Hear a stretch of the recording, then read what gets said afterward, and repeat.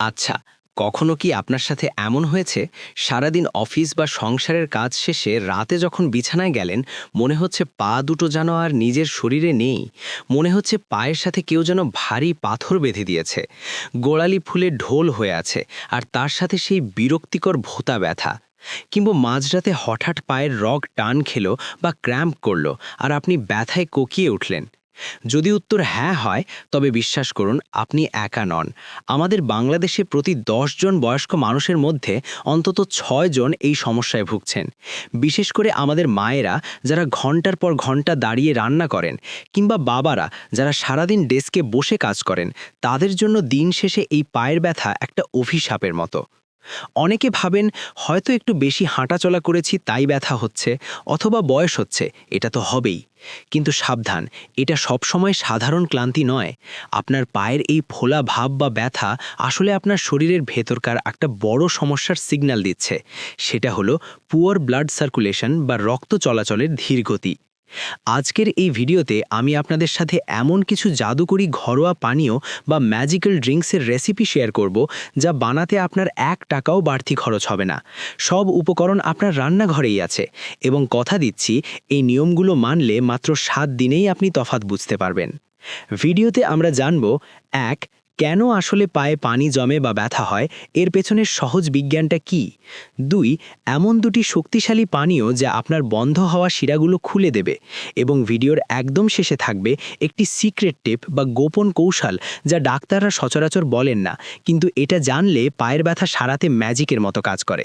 তাই ভিডিওটি ১ সেকেন্ডও না টেনে শেষ পর্যন্ত দেখুন। শুরু করার আগে আপনাদের কাছে ছোট্ট একটা প্রশ্ন: দিনের কোন সময়টায় আপনার পায়ে সবচেয়ে বেশি ব্যথা বা ফোলা অনুভব করেন?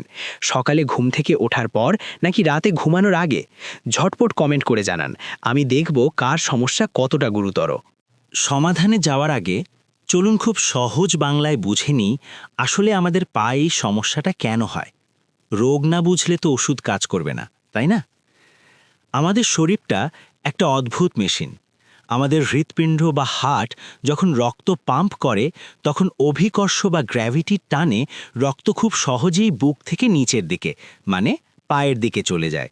এটা খুব সহজ, ওপর থেকে নিচে পানি ফেলার মতো।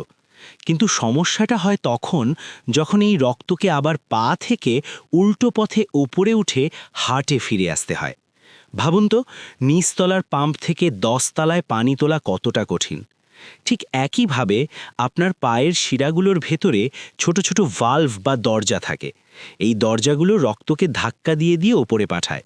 এখন বয়স বাড়লে, অথবা আমরা যারা বাংলাদেশে প্রচুর ভাত খাই, অলস জীবনযাপন করি, বা এক জায়গায় অনেকক্ষণ বসে থাকি, তাদের এই ভালভগুলো দুর্বল হয়ে যায়। তখন রক্ত আর ঠিকমতো উপরে উঠতে পারে না। রক্ত তখন পায়ের শিরায় জমে যায়, অনেকটা ট্রাফিক জ্যামের মতো।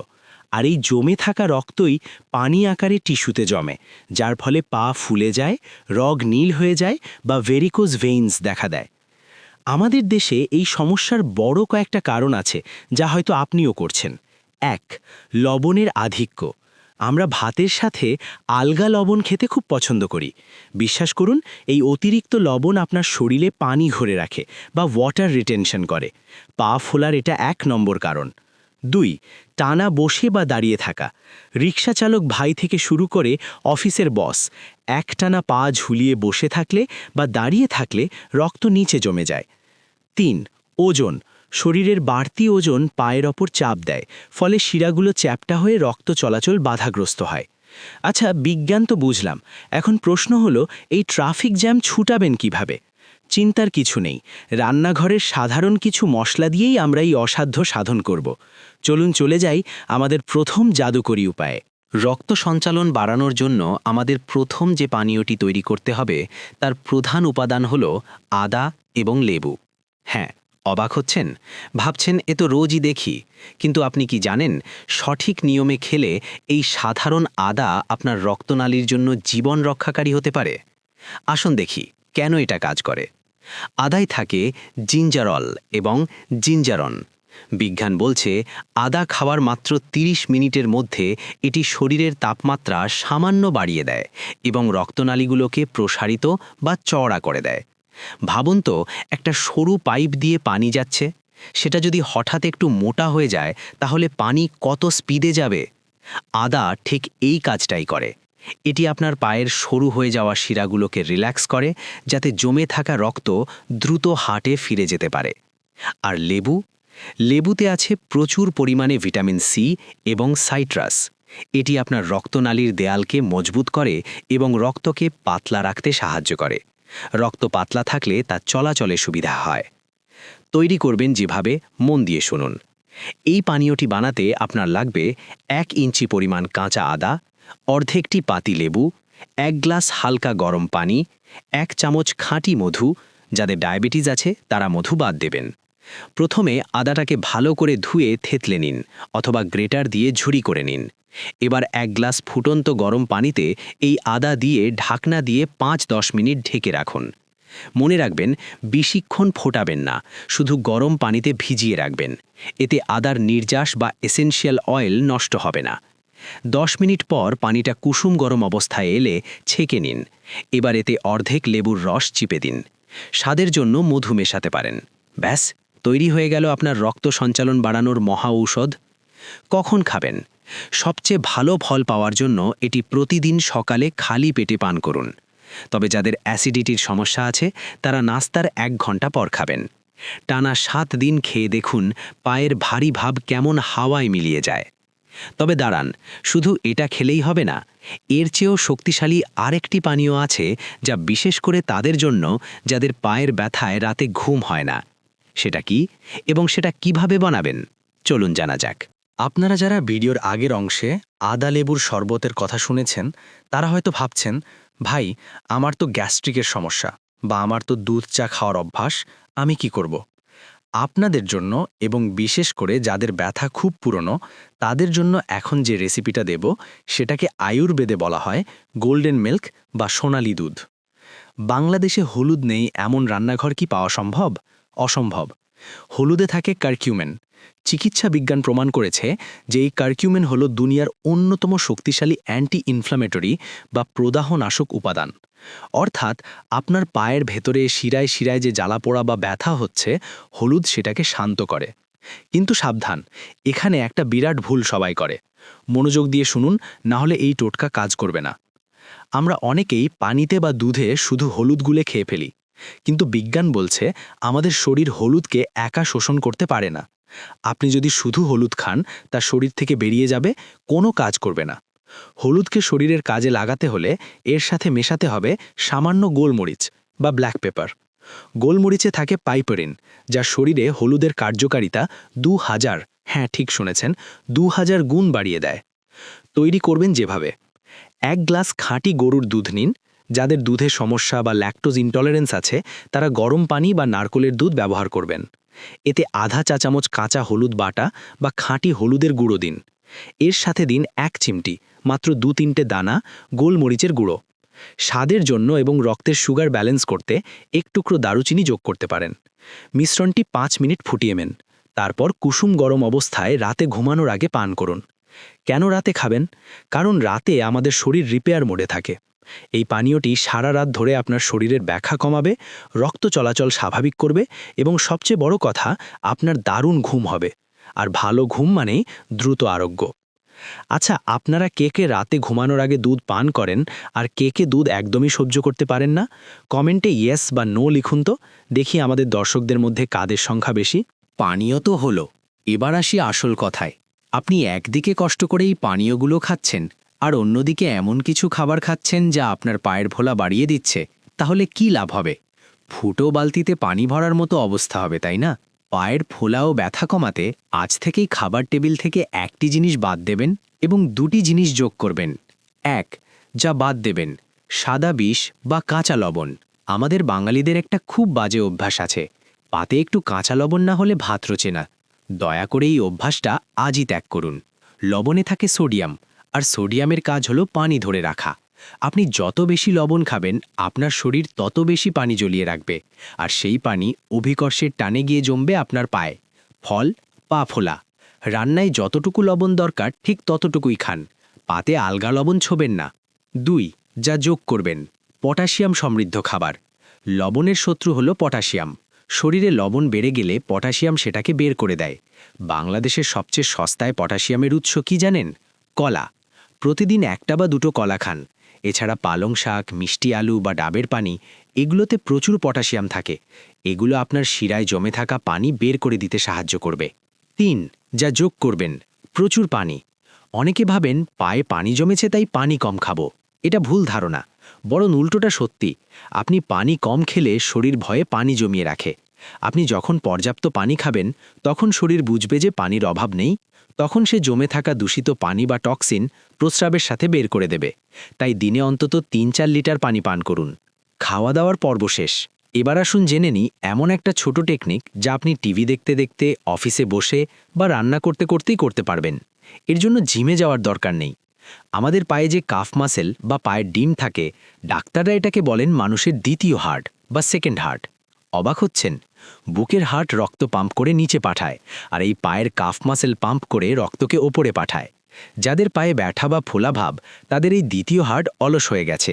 এটাকে জাগাতে হবে। কিভাবে? খুব সহজ। একে বলা হয় হিল রেইজ। আপনি যখনই দাঁড়িয়ে থাকবেন বা বসে থাকবেন, পায়ের পাতা মাটিতে লাগিয়ে রাখুন আর গোড়ালিটা উঁচুতে তুলুন। আবার নামান, আবার তুলুন। অনেকটা সেলাই মেশিন চালানোর মতো। প্রতি ঘন্টায় মাত্র 2 মিনিট এটা করুন। এতে আপনার পায়ের মাংসপেশি সংকুচিত হবে এবং শিরায় চাপ দিয়ে রক্তকে উপরের দিকে ঠেলে দেবে। যারা দীর্ঘক্ষণ বাসে বা প্লেনে ভ্রমণ করেন, তাদের জন্যও এটা জীবন রক্ষাকারী ব্যায়াম। আজ থেকেই শুরু করুন। রান্নাঘরে দাঁড়িয়ে তরকারি কাটছেন, গোড়ালি ওঠান আর নামান। অফিসে ফাইলে সই করছেন, টেবিলের নিচে পা নাড়ান। লোকে পাগল ভাবলে ভাবুক, দিন শেষে সুস্থ থাকবেন আপনি। তবে বন্ধুরা, ভিডিও এখনও শেষ হয়নি। ভিডিওর শুরুতে বলেছিলাম শেষে একটা গোপন টিপস বা সিক্রেট ট্রিক শেয়ার করব। এটা এমন একটা উপায় যা আমি ব্যক্তিগতভাবে অনেককে ব্যবহার করতে দেখেছি এবং ফলাফল ম্যাজিকের মতো। এতে না কোনো কিছু খেতে হবে, না ব্যায়াম করতে হবে, শুধু একটা বিশেষ নিয়মে শুতে হবে। কি সেই নিয়ম এবং গোসলের সময় কোন ছোট্ট কাজটি করলে পায়ের ব্যথা নিমেষেই উধাও হয়ে যায়, সেটা জানতে হলে ভিডিওর শেষ অংশটি মিস করবেন না। ভিডিওর শুরুতে যে গোপন টিপস বা সিক্রেট ট্রিকের কথা বলেছিলাম তার সময় এখন। এটাকে ডাক্তারি ভাষায় বলা হয় কন্ট্রাস্ট হাইড্রোথেরাপি। নাম শুনে ভয় পাবেন না, কাজটা পানির মতো সহজ। আমাদের অনেকেরই অভ্যাস আছে পায়ে ব্যথা হলে শুধু গরম পানির সেঁক দিই। এতে আরাম লাগে ঠিকই, কিন্তু রক্ত সঞ্চালন পুরোপুরি ঠিক হয় না। আসল জাদুকরি ফল পেতে হলে আপনাকে গরম এবং ঠান্ডা দুটোই ব্যবহার করতে হবে। কেন? বিজ্ঞানটা খুব ইন্টারেস্টিং। আপনি যখন পায়ে গরম পানি দেন, তখন আপনার রক্তনালীগুলো গরমে প্রসারিত হয় বা ছড়িয়ে যায়। আর যখনই সাথে সাথে ঠান্ডা পানি দেন, তখন নালীগুলো ভয়ে সংকুচিত হয়ে যায় বা চুপসে যায়। এই যে একবার ছড়ানো আর একবার চুপসে যাওয়া, এটা আপনার রক্তনালীর ভেতরে একটা পাম্প তৈরি করে। এই পাম্পিংয়ের ফলে শিরার জমে থাকা ময়লা রক্ত এবং ল্যাকটিক অ্যাসিড জোরসে বেরিয়ে যায়। করবেন যেভাবে: 1. গোসলের সময় বা রাতে শোয়ার আগে 2টি বালতি নিন। একটিতে সহনীয় গরম পানি নিন, খেয়াল রাখবেন যেন পুড়ে না যান। অন্যটিতে সাধারণ তাপমাত্রার বা হালকা ঠান্ডা পানি নিন।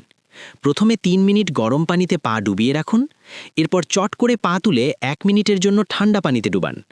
এভাবে 3 বার করুন। গরম ঠান্ডা, গরম ঠান্ডা। শেষ করবেন অবশ্যই ঠান্ডা পানি দিয়ে। বিশ্বাস করুন, সারাদিনের খাটুনির পর এই পদ্ধতিটি আপনার পাকে একদম পালকের মতো হালকা করে দেবে। যারা মার্কেটে বা রাস্তায় সারাদিন হাঁটাচলা করেন, তাদের জন্য এর চেয়ে ভালো ঔষধ আর নেই। দ্বিতীয় গোপন কৌশলটি হলো শোয়ার বিশেষ ভঙ্গি। সারাদিন আমরা দাঁড়িয়ে বা বসে থাকি বলে গ্র্যাভিটি বা অভিকর্ষ রক্তকে পায়ের নিচে টেনে রাখে। এখন আমরা গ্র্যাভিটিকে আমাদের বন্ধু বানাবো।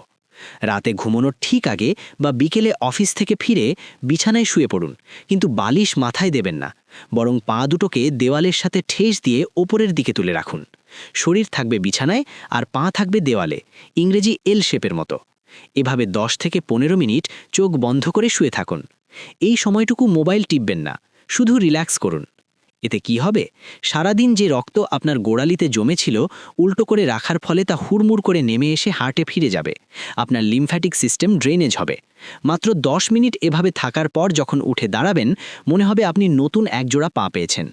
যাদের ভেরিকোজ ভেইন বা আঁকাবাঁকা শিরার সমস্যা আছে, তাদের জন্য এটা বাধ্যতামূলক। তবে যাদের গ্লুকোমা বা চোখের প্রেশার বেশি, তারা পুরোপুরি খাড়া না করে পায়ের নিচে 2-3টে বালিশ দিয়ে পা উঁচুতে রেখে শুতে পারেন। বন্ধুরা, ঘরোয়া উপায়গুলো জাদুর মতো কাজ করে ঠিকই, কিন্তু সব পা ফোলা কিন্তু সাধারণ নয়। কিছু লক্ষণ দেখলে এক মুহূর্ত দেরি করবেন না, সোজা ডাক্তারের কাছে যাবেন। 1. যদি দেখেন 2 পা নয়, বরং হঠাৎ করে মাত্র একটি পা ফুলে গেছে এবং লাল হয়ে গেছে, এটা ডিভিটি বা রক্ত জমাট বাঁধার লক্ষণ হতে পারে। এটা প্রাণঘাতী হতে পারে। 2. যদি পা ফোলার সাথে সাথে বুকে ব্যথা বা শ্বাসকষ্ট হয়, এটা হার্টের সমস্যার লক্ষণ। 3. যদি আঙ্গুল দিয়ে চাপ দিলে গর্ত হয়ে থাকে এবং অনেকক্ষণ পরও গর্তটা না মেলায় বা পিটিং ইডেমা হয়, তবে এটা কিডনির সমস্যার ইঙ্গিত হতে পারে। এই লক্ষণগুলো না থাকলে ভয়ের কিছু নেই, আমাদের বলা নিয়মগুলো নিশ্চিন্তে পালন করুন। তো বন্ধুরা, চলুন এক নজরে দেখে নিই আজ আমরা কি কি শিখলাম। 1. সকালে খালি পেটে আদা লেবুর পানি খাবেন। 2.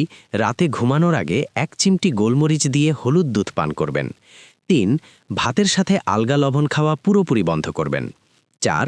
কাজের ফাঁকে ফাঁকে হিল রেইজ বা গোড়ালি ওঠানোর ব্যায়াম করবেন। এবং 5. রাতে 10 মিনিট পা উঁচুতে বা দেয়ালের সাথে ঠ্যাস দিয়ে রাখবেন। মাত্র 7 দিন, হ্যাঁ, নিজেকে মাত্র 7টা দিন সময় দিন।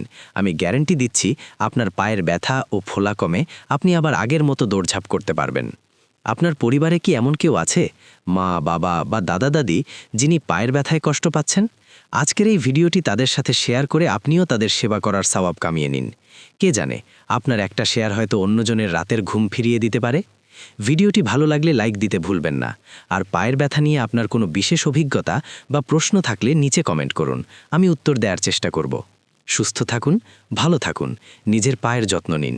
দেখা হবে আগামী ভিডিওতে আরও নতুন কোনো সমাধান নিয়ে। আল্লাহ হাফেজ।